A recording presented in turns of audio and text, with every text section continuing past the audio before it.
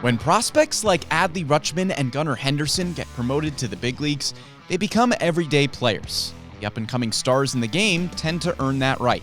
Jackson Holliday is on the way. Whether it's opening day or a few months in, the current #1 prospect in baseball is bound to become an everyday player at some point in 2024.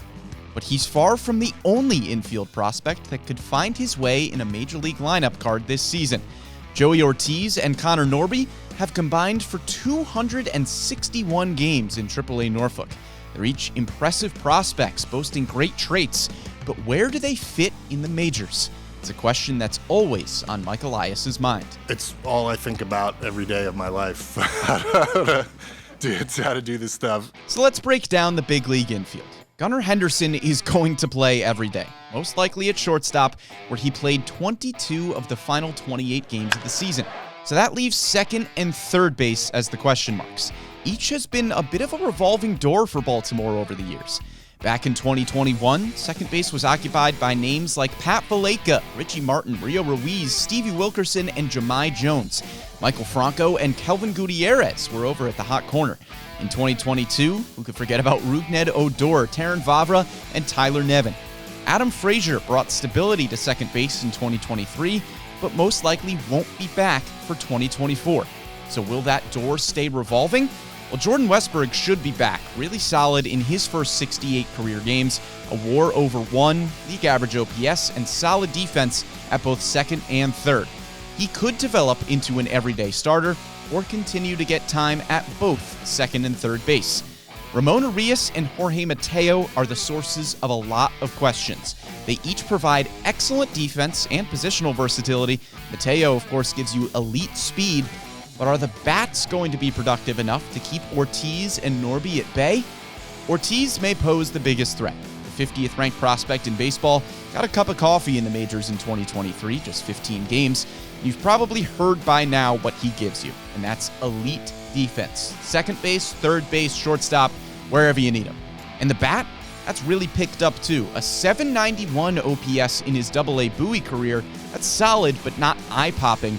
But a 904 OPS with the Norfolk Tides, that'll turn some heads. But will it be enough to carve out at least a utility role with the Orioles next year? Connor Norby is asking the same question. The former second-round pick mashed 21 homers and 40 doubles with the Tides this season, hitting close to 300 with Norfolk. Primarily a second baseman, but he's gotten time in the corner outfield too. The Orioles got just a 702 OPS with 15 home runs from second base this season.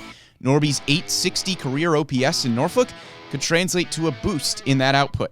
Is it enough to take over roles previously held by Arias and Mateo? Or could Ortiz and Norby potentially be trade chips? High-end starters like Dylan Cease, Michael Kopech, Shane Bieber, and Corbin Burns could be dangled in the open market. And if the infield room gets too crowded, maybe a trade could open things up. It's an overflow of talent, and both Norby and Ortiz know it. We all pull for each other, and there's not many guys that are more excited than I know I was that Westy got the call up, and Cowser was thrilled, and I mean it was great to see him go up. Same with Joey. It's definitely nice for the Orioles to be playing well everywhere, and I mean it's just good for the organization as a whole to have the talent up and down. You've probably heard a million times that trying to find room for talent is a good problem to have, which is true. But decisions still need to be made by Mike Elias, and there's not much room for error. In our division, to make yourselves the favorite in our division is really, really hard. And it's going to be hard again next year, too. We've got 5 organizations that know what the hell they're doing, that are some really big cities. One of them's a country, and we're all going for it. The Orioles made all the right small moves in 2023.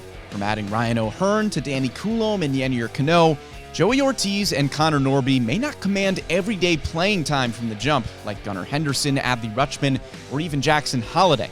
But finding some room for a couple of top prospects with loads of potential certainly couldn't hurt.